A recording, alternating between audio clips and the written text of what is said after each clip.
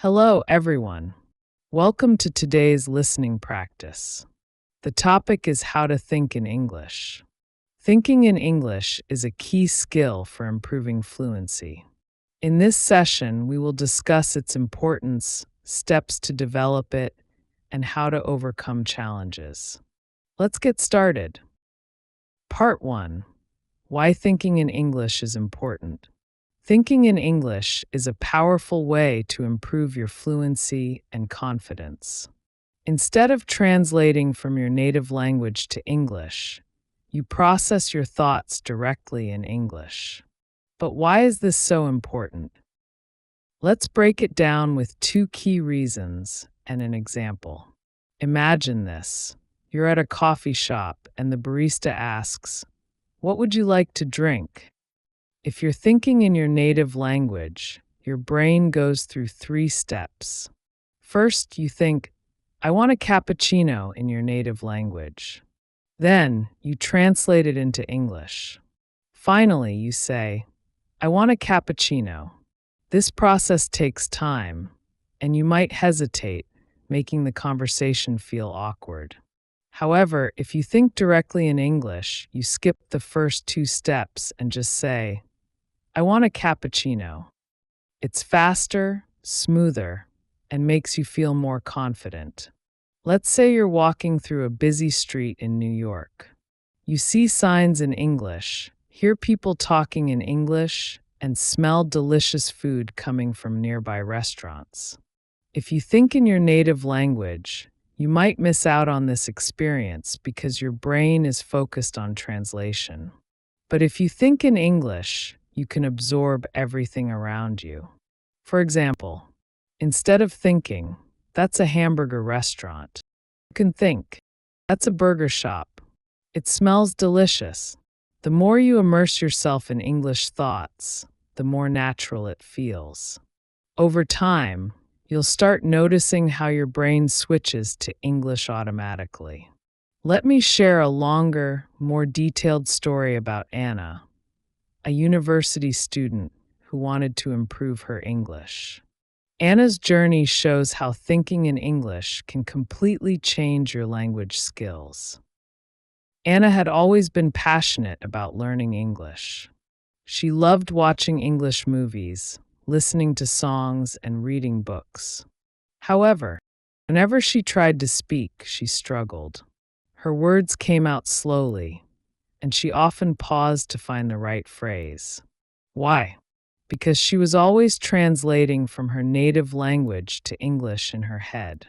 This made her feel frustrated, especially when she joined an international study group at her university. Her classmates came from different countries, and the rule was clear. We speak only English in the group. During the first few meetings, Anna felt embarrassed. When her classmates spoke, they sounded natural and confident. But when it was her turn, she hesitated and often lost her train of thought. She would think in her native language, translate the words into English, and then try to speak. By the time she was ready to talk, the group had moved on to a different topic. One day, Anna's professor gave her some advice. "Anna, stop translating. Start thinking in English, even if it feels strange at first. It's the key to fluency." Anna decided to take this advice seriously. She knew it wouldn't be easy, but she was determined to improve. She started small, using simple strategies to train her brain to think in English. Anna's plan to think in English. Every morning, Anna set aside 5 minutes to think in English as soon as she woke up. Instead of saying to herself, "What am I going to do today?" she thought, "What's my plan for today?" She listed her tasks in English. "I need to go to class. I'll call my friend in the afternoon. I have to finish my assignment." On her way to university, Anna practiced describing what she saw around her in English. "That's a yellow bus. It's stopping at the red light. There are students crossing the street. The weather is cold today. I should wear gloves. This habit made her more aware of her surroundings and helped her build vocabulary. Anna started having pretend conversations in her mind. For example, while waiting in line for coffee, she imagined ordering, "Hi, I'd like a latte, please." "Sure, I'll take it with sugar."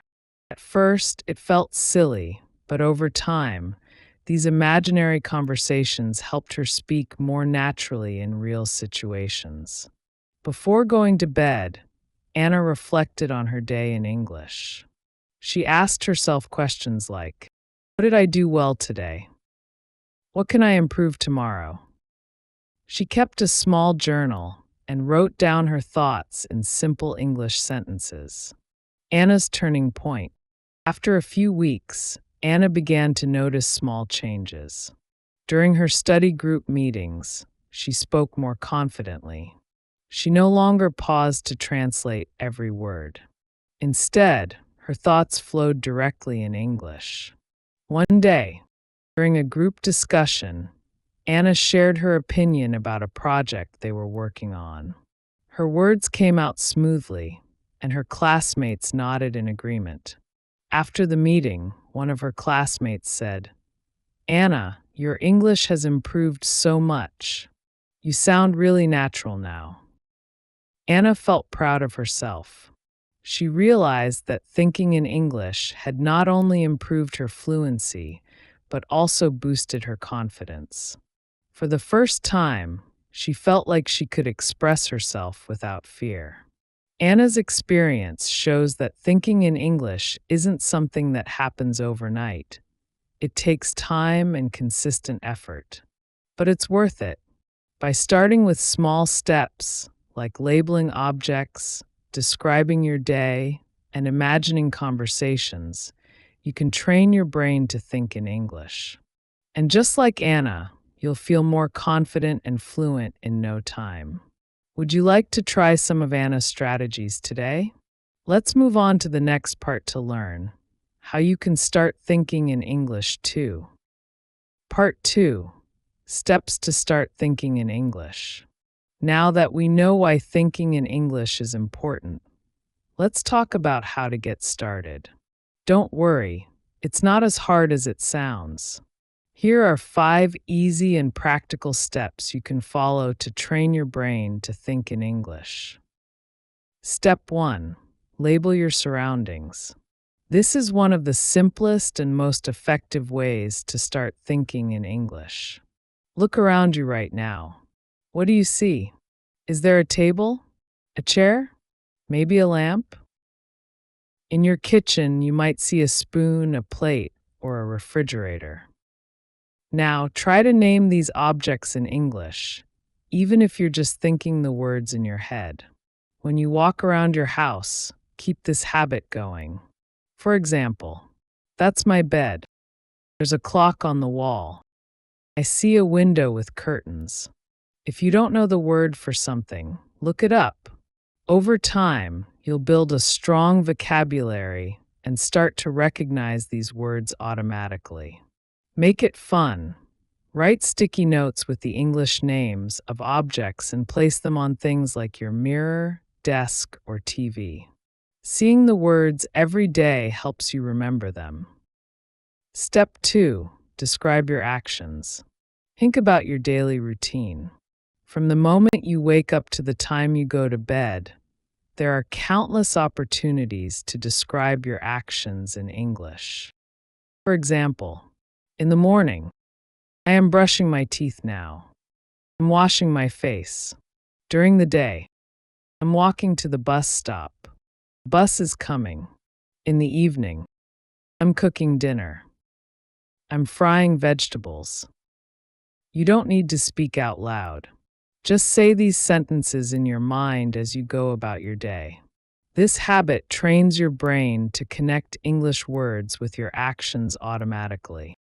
Extra tip: start with simple actions like "I am eating" and slowly add more details. Step 3. Ask and answer questions. Start having small conversations with yourself in English by asking questions and answering them. For example, what should I wear today? You can answer in English. I'll wear a blue shirt and jeans. What do I want for lunch? You can answer in English. Maybe a salad and some juice. Also, you can even ask bigger questions about your day. What was my favorite part of today? You can answer in English.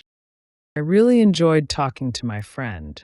At first, it might feel strange to talk to yourself, but this is a powerful way to practice thinking in English. Over time, it will feel natural. Step 4.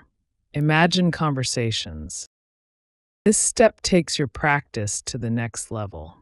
Pretend you're talking to someone in English. Imagine you're explaining something, like your favorite hobby, or sharing a story about your day. For example, imagine introducing yourself. Hi, my name is Alex. I'm from Brazil. I love reading and playing basketball. Pretend you're ordering food at a restaurant. I'd like a burger with fries, please. Act like you're asking for directions. Excuse me, how do I get to the train station? This step helps you prepare for real-life conversations. It's a great way to practice without the pressure of speaking to someone else. Tip: use topics you care about. If you love traveling, imagine telling a friend about your last trip. I visited Paris last summer. I saw the Eiffel Tower and ate delicious croissants. Step 5. Reflect on your day in English. Before you go to bed, take a few minutes to think about your day. Ask yourself, what did I do today? What made me happy? What can I do better tomorrow? Answer these questions in your head or write them down in a journal. Here's an example. Today, I went to the park. I saw some children playing. The weather was sunny and warm. I felt happy because I had ice cream. This habit helps you process your day in English and builds your confidence in using the language. Bonus: if you want to improve even faster, record yourself speaking about your day. Listen to the recording and notice where you can improve. Putting it all together, a day in English. Let's see what a typical day might look like when you're thinking in English. Morning, you wake up and think, it's 7 a.m. I need to get ready for school. Afternoon, on the bus, you describe your surroundings. The man next to me is reading a newspaper. Evening, you imagine ordering dinner. Can I have a pizza with extra cheese, please? Night, before bed, you reflect. I studied hard today. I'm proud of myself. Thinking in English doesn't happen overnight, but with these small steps, you'll see progress every day. The more you practice, the easier it will become. So, which step will you start with today? Part 3. Dealing with challenges. Thinking in English is an amazing skill, but let's be honest, it's not always easy. You might face challenges like forgetting words, making mistakes, or feeling frustrated. Don't worry, these challenges are normal, and with the right mindset and strategies, you can overcome them. Let's look at some common problems and how to deal with them step by step. Challenge 1. Forgetting words. One of the most common challenges is forgetting the English word for something. You're thinking in English, and suddenly you hit a wall. What's that word again? Oh no, I can't remember. What to do? 1. Describe the word. If you forget a word, don't panic. Instead, describe it using other words. Example: if you forget the word refrigerator, you can say, it's the machine that keeps food cold. If you forget umbrella, try, it's the thing you use when it rains to stay dry. Describing the word helps you keep thinking in English without switching back to your native language. 2. Use a placeholder. If you can't describe the word, use a placeholder like thing or stuff. Example: I need to put this thing in the machine that keeps food cold. 3. Look it up later. After your conversation or practice session, write down the word you forgot and look it up. This way, you'll remember it next time. Challenge 2. Making mistakes. Another challenge is feeling embarrassed about making mistakes. Maybe you use the wrong grammar, mispronounce a word, or say something that doesn't make sense. It's easy to feel frustrated, but mistakes are actually a good thing. They mean you're learning. What to do? 1. Embrace mistakes as learning opportunities. Think of every mistake as a chance to improve. If you say something wrong, don't stop or feel bad. Just keep going. Example: if you say, "He go to the park," quickly correct yourself. I mean, he goes to the park. 2. Remember, no one is perfect. Even native speakers make mistakes. The goal is communication, not perfection. Focus on making your ideas clear, not on getting every word right. 3. Learn from feedback. If someone corrects you, thank them and repeat the correct sentence. Example: you say, "I bought a new book." A friend says, "It's I bought." You reply, "Oh, right. I bought a new book. Thanks." Challenge 3. Feeling frustrated or tired. Learning to think in English takes effort, and some days you might feel like giving up. You might think, "This is too hard," or "I'll never be fluent." What to do? 1. Take small steps. Don't try to think in English all day, every day. Start with 5 to 10 minutes a day and gradually increase the time. Example: begin by thinking in English during your morning routine. I'm brushing my teeth. Now I'm making coffee. 2. Celebrate progress. Focus on what you've achieved, not on what you haven't. Example: if you described your actions in English for 10 minutes today, that's a big win. 3. Make it fun. Use activities you enjoy to practice thinking in English. Take breaks. If you feel too tired, take a short break. Thinking in English should be challenging but not overwhelming. After resting, come back with a fresh mind. Challenge 4. Switching back to your native language. Sometimes, you might find yourself slipping back into your native language, especially when you're tired or in a rush. This is completely normal. What to do? 1. Catch yourself early. When you notice you've switched back to your native language, pause and try again in English. Example: you think, "I want to eat." Then stop and say, "Wait, let me think in English. I want to eat." 2. Surround yourself with English. Create an environment that encourages you to think in English. Change the language on your phone and apps to English. Watch TV shows or movies in English without subtitles. 3. Stay patient. Remember, thinking in English is a skill that takes time to develop. Even if you switch back to your native language sometimes, keep practicing. Challenge 5. Running out of words. When you're thinking in English, you might feel like your vocabulary is too small. You might get stuck because you don't know enough words to express yourself. What to do? 1. Focus on simplicity. You don't need big or fancy words to think in English. Use simple sentences that you already know.